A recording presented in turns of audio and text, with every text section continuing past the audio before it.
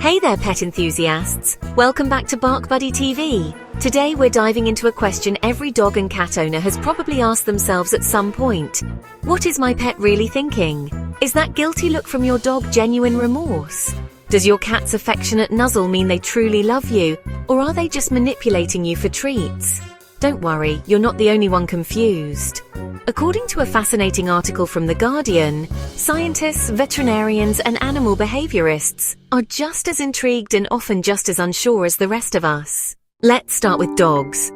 If you've ever felt like your dog could sense when you're sad, scared, or stressed, you're not imagining things, sort of.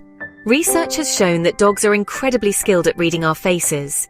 They can distinguish a smile from a frown and even respond differently to each. But here's the twist. Just because a dog reacts to your emotions doesn't mean it fully understands them the way another human might. It's not always empathy in the human sense. According to veterinary behaviorist Dr. John Bowen, what we often interpret as emotional insight might actually be our pets reacting to cues they've learned over time. Facial expressions, body language, tone of voice. They know something's off, but whether they feel our feelings is still up for debate. Cats, meanwhile, are often labeled as aloof or emotionally distant, but that might be more of a human projection than reality. While they may not wear their hearts on their furry sleeves like dogs, cats have evolved alongside us in very unique ways.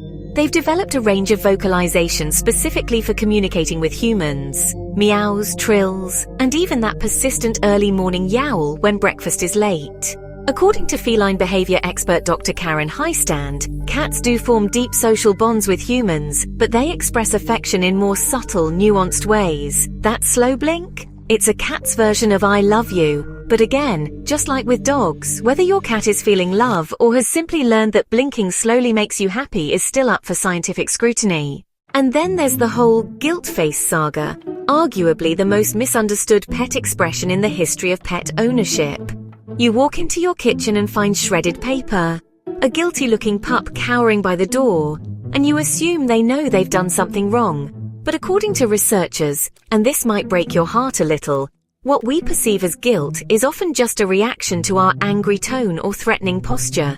Dr. Heistand points out that dogs don't feel guilt in the way humans do. That look of shame. It's likely fear or appeasement, not an apology. They're not sorry they chewed your shoe. They're sorry you caught them and seem upset. Cats, on the other hand, don't even pretend to feel guilty. They'll knock over your favorite mug, look you dead in the eye, and walk away like they've just performed a great act of art. But why do we, as humans, keep assigning these emotions to our pets? That's where Dr. Holly Molinaro's work comes in. In one of her studies, participants watched videos of dogs showing the same body language, but with different objects in the frame. When a leash was visible, people assumed the dog was excited. When a vacuum cleaner appeared instead, they said the dog looked anxious or angry. Even though the dog's behavior didn't change, people's interpretations did. This shows that humans rely heavily on context when judging an animal's emotional state. It also reveals how easily we can project our own emotions or expectations onto our pets, often without even realizing it. This human tendency to anthropomorphize, meaning projecting human emotions and motives onto animals, can lead to a lot of misunderstanding. We may think our pets are being spiteful, manipulative, or dramatic, when in reality they're just responding to the stimuli and conditioning they've experienced. Bowen and Heistand both emphasize that we need to meet pets on their terms, not ours. That means learning to understand their unique body language, stress signals, and comfort levels. For instance, a wagging tail doesn't always mean a happy dog. It could indicate overstimulation or even aggression, depending on the posture and speed. A cat's purring doesn't always mean bliss. It can also signal anxiety or even pain. That's why it's so important to shift our thinking from, what is my pet thinking like a human, to what is my pet communicating as a dog or cat?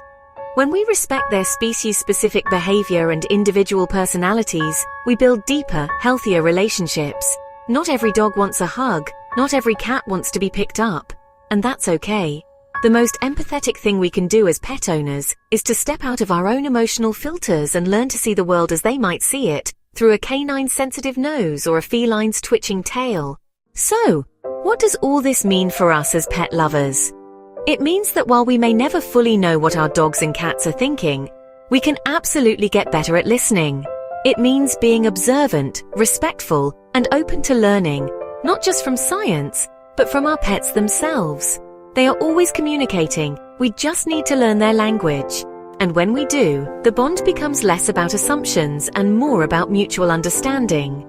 Thanks for sticking with us on this deep dive into the secret psychology of our four-legged companions. If this episode made you rethink your pet's behavior, or made you laugh at your own guilty dog assumptions, share it with your fellow pet lovers, and let us know in the comments, what's the weirdest thing your pet does that you swear is emotional genius? And don't forget to follow Bark Buddy TV for more science-backed, tail-wagging insights into the minds of your fur babies. Until next time, stay pawesome!